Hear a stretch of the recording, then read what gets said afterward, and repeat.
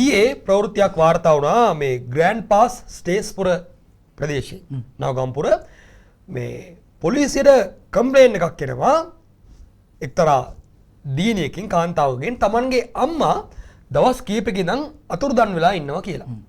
ඒ තොරතුරත් එක්කම පොලිසිය විමර්ශන ආරම්භ කරනවා. අර කම්ප්ලේන් එක දාපු මේ කාන්තාවටම තොරතුරු ලැබිලා තියෙනවා. මේ තමන්ගේ මව තමයි මේ අතුරුදන් වෙලා ඉන්නේ. ඒ මවගේ දෙවෙනි ස්වාමි පුරුෂයා සහ දියණියගේ සැමියා. ඒ කියන්නේ කාන්තාවගේ සැමියා සහ මාමණ්ඩිය. කම්ප්ලේන් එක කරපු දියණියගේ සැමියා සහ මාමණ්ඩි එකතු වෙලා මේ කාන්තාව ඝාතනය කරලා තියෙනවා කියලා. ඝාතනය කරලා සිරුර කොටස් 3කට කපලා පෝරගෝනි වල දාලා ග්‍රෑන්ඩ් පාස් වල තියෙන කුණු වලට දාලා තියෙනවා කියලා. පහුගිය දින කීපේ පහුගිය මාස කීපේ දැනතන සිදුවෙච්ච වෙඩිතැබීම් පිළිබඳව වාර්තා වුණා. පොලිස් මාධ්‍ය ප්‍රකාශකවරයා එක්ක මම ඊට සතියකට පමණ කලින් කරපු සාකච්ඡාවකදී ප්‍රකාශ වූ පරිදි වසරේ මේ දක්වා කාලයේදී වෙඩිතැබීම් 37ක් සිදුව තිබෙනවා. ඒ වයින් 23ක් සංවිධානාත්මක අපරාධ ලෙස සමයි හඳුනාගෙන තිබෙන්නේ. හැබැයි 14ක් පෞද්ගලික ගණේ අපරාධ. දැන් වෙඩිතැබීම් වලින් මෙපිට මේ කපා කොටා කරන ඝාතනය කිරීම වෙනත් ආකාර වලින් කරන ඝාතනය කිරීම බැලු බැලමට මේකත් පෞද්ගලික ආරවුලක් මත පෞල් ආරවුලක් මත ඇති වූ ඝාතනයක්. එතකොට ඒ පන්නේ අපරාධ සිදුවෙමින් තිබෙනවා සහ මේ අපරාධවල ක්‍රූරත්වයේ ප්‍රමාණය හිතන්න. ඝාතනයෙන් පස්සේ සිරුර කොටස් 3කට වෙන් කරනවා. ඔව්. ඔබට මතක ඇති මීට පෙර මේ ළඟදී අධිකරණයෙන් නියෝග තීන්දුවක් පවා ලබා දුන්නා මේ කාන්තාවක් කොළඹ ලැබුම්හලකදී ඝාතනය කරලා මේ ට්‍රැවලින් බෑග් එක දාලා පිටකොටුවේ දාලා ගිය සිද්ධියක් තිබුණා. මතක ඇති ඔබට ලිෂන් මේ ළඟදී තමයි අධිකරණ තීන්දුව හම්බුනේ අදාළ සකල්ට මරදනු නියම කළා. දැන් මේකත් එහෙමයි.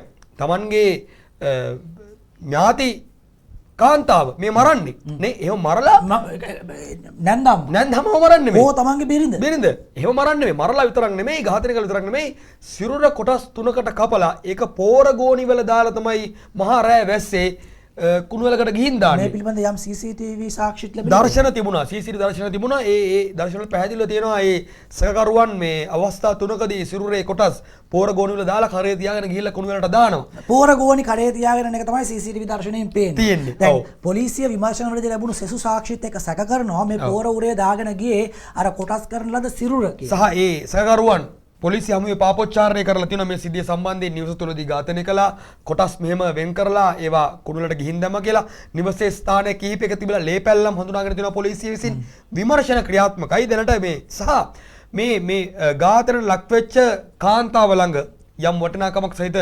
ස්වර්ණාභරණ ටිකක් තිබිලා තියෙනවා. ඒ ස්වර්ණාභරණ ටික මේ ඝාතනය සම්බන්ධයෙන් චෝදනට එල්ල වෙලා ඉන්න අර දියණියගේ දෙවෙනි ස්වාමි පුරුෂයා විසින් මේ හෙට්ටිවිදිය ප්‍රදේශයේ රන්බාන්ඩ් අලිවිසලකට අලෙවි කළ බවටත් තොරතුරු තියෙනවා මේ අම්මා මේවා විකුණලා සල්ලි අරන් එන්න කිව්වා ආදි වශයෙන් ප්‍රකාශ කරලා පොලිසිය දැනට සිද්ධිය සම්බන්ධයෙන් පොඩි පැටලීමක් තිබෙනවා. දැන් මේ ඝාතනයට ලක් වෙච්ච කාන්තාව සතුව යම් වටිනාකමක් සහිත ස්වර්ණාභරණ ප්‍රමාණයක් තිබිලා තියෙනවා. හරි. එතකොට බැලු බැලමට මේ කියවෙන්නේ මේ ස්වර්ණාභරණ ලබා ගැනීමේ අදහසින් අරමුණින් මේ ඝාතනය සිදු කළ බව. යම් සැකයක් එහෙම තියෙන්න පුළුවන්. හෝ වෙනත් හේතුවක් නිසා ඝාතනය සිදු කළත් ස්වර්ණාභරණ ටික ඔවුන් සොරාගත් බව ඔවුන් අයත් කරගත් බව ඊළඟට දැන් ඒ අරගත්තු ස්වර්ණාභරණ ටික හෙට්ටිවීදිය ප්‍රදේශයේ යම් ස්ථානයකට අලෙවි කර හෝ උකස් තබා තිබෙනවා. මේ උකස් තැබීම මේ අලෙවි කිරීම කරන්නේ මියගිය කාන්තාවගේ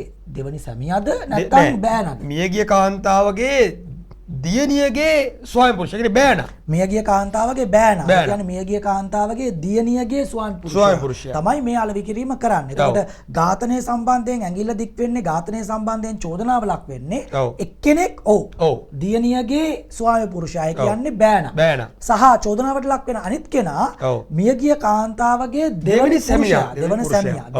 එතකොට මේ මාමණ්ඩි ඊළඟට බෑනයි එකතු වෙලා තමයි ඝාතනය කළා කියලා කියවෙන්නේ. දියණිය චෝදනා කරන්නේ. මේ විමර්ශන ආරම්භ වෙන්නේ ඝාතනයට ලක් වූ කාන්තාව දින කිහිපයක අතුරුදන් බවට දින කිහිපයක සිට අතුරුදන් බවට පොලිසියට ලැබෙන පැමිණිල්ලක් එක්ක ඒ පැමිණිල්ල කරන්නේත් අර දියණිය. ඔව්. ඒ කියන්නේ මේ චෝදනාවට ලක්වන පුරුෂයන් දෙදෙනාගෙන් එක්කෙනෙකුගේ බිරිඳ. ඔව්. හරි. ඒ අනුව තමයි විමර්ශන ආරම්භ වෙන්නේ. අපි බලමු පොලිසිය මේ සම්බන්ධයෙන් කරන විමර්ශන කොහොමද? අධිකරණයට කරුණු කොහොම වාර්තා කරයිද? අපි ලෑස්ති ඒ පිළිබඳවත් බෝධනුවත් කරන්න. සහ අනිත් පැත්තෙන් දැන් අපි කියවාගත්තු සමාජ කාරණාවක් තියෙනවා චිරන්. මම කිව්වේ දැන් එක පැත්තකින් සංවිධානාත්මක අපරාධ. ඔව්. හරි. ඒ සංවිධානාත්මක අපරාධ කරුවන් විසින් තැන තැන සිදු කරන වෙඩි තැබීම් හෝ වෙනත් ආකාරයේ මනුෂ්‍ය ඝාතන. ඔව්. හරි. ඒවා මැඩ පැවැත්විය යුතුව තිබෙනවා. මැඩලිය යුතුව තිබෙනවා. අනිත් පැත්තෙන් දැන් මේ පෞද්ගලික කෝන්තර මත සිදුවන අපරාධ ඒවායේ ක්‍රූරත්වය වැඩි වෙලා. ඔව්. හරි. ඒ ක්‍රූරත්වය වැඩි වෙලා තියෙන්නේ ඇයි? මේ කෝන්තරය ඝාතනයකින් කෙලවර කරගන්නා තරමට කෙනෙක් අමානුෂික වෙලා සිටින්නේ ඇයි? මේ පිළිබඳ සමාජ විද්‍යාත්මක හැදෑරීමක් අවශ්‍යයි. මේ පිළිබඳ සමාජ විද්‍යාත්මක කියවීමක් අවශ්‍යයි. එවැනි කියවීමක් හරහා තමයි මේ පන්නේ අපරාධ නැවත නැවත සිදුවීම වළක්වා ගත හැකි වන්නේ. අපි බලමු ඩිල්ෂාන් මේ සම්බන්ධයෙන් ඉදිරි විමර්ශන කොයි වගේ කොහොම වෙයිද කියලා. සහ ඒ අතර අද ලොකු මත්කුඩු තොගයක් විනාශ කෙරෙනවා. ඔව්. මේ මෑත කාලිනව මේ විවිධ වැටලීම් වලින් අත්අඩංගුවට ගත්ත හෙරෝයින් මත්කුඩු ප්‍රමාණයක් අද දවසේදී පොලිසිය විසින් අධිකරණ නියෝග මත විනාශ කිරීම සිදු කරන බව තමයි පොලිස් මාධ්‍ය ප්‍රකාශකවරයා නිල නිවේදනයක් මගින් ප්‍රකාශ කරන්නේ. මේ තියෙන්නේ අනුව හෙරොයින් මත්කුඩු කිලෝග්‍රෑම් 494යි ග්‍රෑම් 48ක ප්‍රමාණයක් අද දවසේදී විනාශ කිරීමට තමයි පොලිසිය තීරණය කරලා තියෙන්නේ. එසේ තිබියදී මත්ද්‍රව්‍ය මැඩලීම සඳහා වන මෙහෙයුම් තවදුරටත් ක්‍රියාත්මක වෙනවා කියලා ඔබට මතක නම් යුක්තිය නමින් මෙහෙයුමක් ක්‍රියාත්මක වුණා. දැන් ඔය ඇඟිල්ල දික් වෙලා තියෙන දේශබන්දු තෙන්නකෝන් යටතේ දේශබන්දු තෙන්නකෝන් පොලිස්පති ධුරයේ වැඩ කිරීම අත්හිටුවීමෙන් පස්සේ වැඩ බලන පොලිස්පතිවරයෙක් ධුරයට පත්වීමෙන් පස්සේ ඒ වැඩ බලන පොලිස්පතිවරයා යටතේ යුක්තිය නම ගැලවුණා. හැබැයි බෝඩ් ලෑල්ල ගැලෙව්වට මෙහෙයුම් තවදුරටත් සිදු කරන බව ප්‍රකාශ කරුණා. ඒ අනුව මෙහෙයුම් තවදුරටත් සිදු වුණා. අත්අඩංගුවට ගැනීම සිදු වුණා. මත්ද්‍රව්‍ය තොග සොයා ගැනීම සිදු වුණා. පහුගිය 13 වෙනිදා අප්‍රේල් 13 වෙනිදා ඉඳන් නැවත විශේෂ මෙහෙයුම් ආරම්භ වුණා මත්ද්‍රව්‍ය මැඩලීම සඳහා. මම පොලිස් මාධ්‍ය ප්‍රකාශකවරයා සමග නැවත මේ ගිය සතියේ කරපු සාකච්ඡාවේදීත් මේ ගැන කතා වුණා. මේ ගැන ප්‍රශ්න කළා. එතනදී ඔහු කියන විදිහට 2025 අවුරුද්දේ මේ ජනවාරි මාසේ පළවෙනි ඉඳන් මේ දක්වා කාලයේදී ඒකට ඇතුළත් ඔය අප්‍රේල් 13 වෙනිදා ඉඳන් පටන් ගත්ත විශේෂ මෙහෙයුම් පවා මේ දක්වා කාලයේදී සිදු කරන මෙහෙයුම් වලින් අයිස් මත්ද්‍රව්‍ය කිලෝග්‍රෑම් 834ක් හොයාගෙන තියෙනවා. ප්‍රමාණයක්. හරි. හෙරොයින් මත්ද්‍රව්‍ය කිලෝග්‍රෑම් 383ක් හොයාගෙන තියෙනවා. දැන් සාමාන්‍යයෙන් මීට පෙර මේ පන්නේ මෙහෙයුම් වලදී වැඩිපුර හොයාගත්තේ හෙරොයින්. සාමාන්‍ය විවාහයේ කුඩු කියලා කියන්නේ. හැබැයි දැන් මේ මෙහෙයුම් වල වැඩිපුර හොයන්න පටන් අරන් තියෙනවා අයිස්. හරි චිරාන්ට මතකද ඔය මේ යුක්තිය මෙහෙයුම සිදු කරන කාලේ ඒ යටතේ සිදු කෙරුණු මත්ද්‍රව්‍ය මැඩලීමේ මෙහෙයුම් සහ අත්අඩංගුවට ගැනීම පිළිබඳ කරපු අනාවරණවලදී බැලුම්ගල වැඩසටහනේදී අපි දෙන්නම කතා කළා කෝ අයිස් කියලා. කොහොම යල්ලනේ ඒවා. හෙරොයින් හොයාගන්නවා. හැබැයි අයිස් නෑ. ඇයි කියලා අපි ප්‍රශ්න කළා. ඔන්න දැන් ඊට පස්සේ දැන් අයිස් අහු වෙන්න පටන් අරන් තියෙනවා. අපි කියපු හින්දා නෙමෙයි. මෙහෙම මට අයිස් අහු වෙන්න පටන් අරන් තියෙනවා. හෙරොයින් වලට වඩා දැන් අයිස් අහු වෙන්න පටන් අරන් තියෙනවා. මේ පිළිබඳ කරුණු දක්වමින් පොලිස් මාධ්‍ය ප්‍රකාශකවරයා කිව්වේ මාත් එක්ක. ඔව්. හෙරොයින් වලට වඩා අයිස් ව්‍යාප්තිය වැඩි වෙලා තියෙනවා. දැන් අයිස් පාවිච්චිය වැඩි වෙලා තියෙනවා. අයිස් සින්තටික් ඩ්‍රග් එකක්. හරි. කෘත්‍රිම මේ මත්ද්‍රව්‍යයක්. හානිකර බව හෙරොයින් වලටත් වඩා වැඩි කියලා තමයි කියවෙන්නේ. මේක ඊටාම නරක තත්ත්වයක්. එසේ තිබියදී මෙහෙයුම් තවදුරටත් සිද්ධ වෙනවා කියන එක තමයි පොලිස් මාධ්‍ය ප්‍රකාශකවරයා කිව්වේ. ජ්‍යෙෂ්ඨ පොලිස් අධිකාරී බුද්ධික මනතුංග එක්ක මම කරපු සම්පූර්ණ ඉන්ටර්විව් එක බැලුම්ගල YouTube එකේ අප්ලෝඩ් කරලා තියෙනවා. හැබැයි ඒකෙන් පොඩි කෑල්ලක් අපි උපුටා ගන්නවා. මත්ද්‍රව්‍ය පිළිබඳ අපි විශේෂ වැටලීම් පටන් ගත්ත අප්‍රේල් 13. එහෙම නැත්නම් පරණ අවුරුද්ද දවස් අපි වැටලීම් පටන් ගත්ත. ඔබ දකින්න ඇති කිලෝ 100 අපි මේ විශාල වැටලීම් අපි සිද්ධ කළා. ඉතින් එතනදී අපි දැනට මේ 4.21 වෙනකොට අපි විශාල ප්‍රමාණයේ මත්ද්‍රව්‍ය වැටලීම් කළා. ඒ වගේම ජනවාරි 1 ඉඳන් මම මේ වර්ෂය ගන්නම්. මම කියන්නේ අපි අර විශේෂ මෙහෙයුම් ආරම්භ කළේ අප්‍රේල් 13 ඉඳලා. ඒක පොලිස්පතිතුමා විසින් විශේෂ මත්ද්‍රව්‍ය නිවාරණ වැටලීම් ආරම්භ කළා. ඒ වගේම අපි ජනවාරි 1 ඉඳලා ගත්තොත් මේක දත්ත හෙරොයින් කිලෝග්‍රෑම් 383ක් ඒ වගේම අයිස් කිලෝග්‍රෑම් 834ක්. ඔබ නිකන් බලන්න දැන් හෙරොයින් වලට වැඩිය අයිස් තියෙනවානේ. සාමාන්‍ය ඉස්සර ওই ඉලක්කම කියුනේ අනිත් පැත්තට. අනිත් පැත්තට කියුනේ. එතකොට ගංජා කියන එක කිලෝ 4568ක්. ගංජා කියන එක අපි අපේ හැඩිතරම් වගේ විශාල ප්‍රමාණයෙන් කියුණා මොකද සාමාන්‍යයෙන් අහුණත් අහුවෙන්නේ ලොකු කිලෝ ගාණක්. නමුත් මේ අයිස් සහ හෙරොයින් කියන එක දැන් භාවිත වැඩිලා තියෙනවා. දැන් අයිස් කියන මේ සින්තටික් එක ඉතා ඉහළ මට්ටමකට යනවා.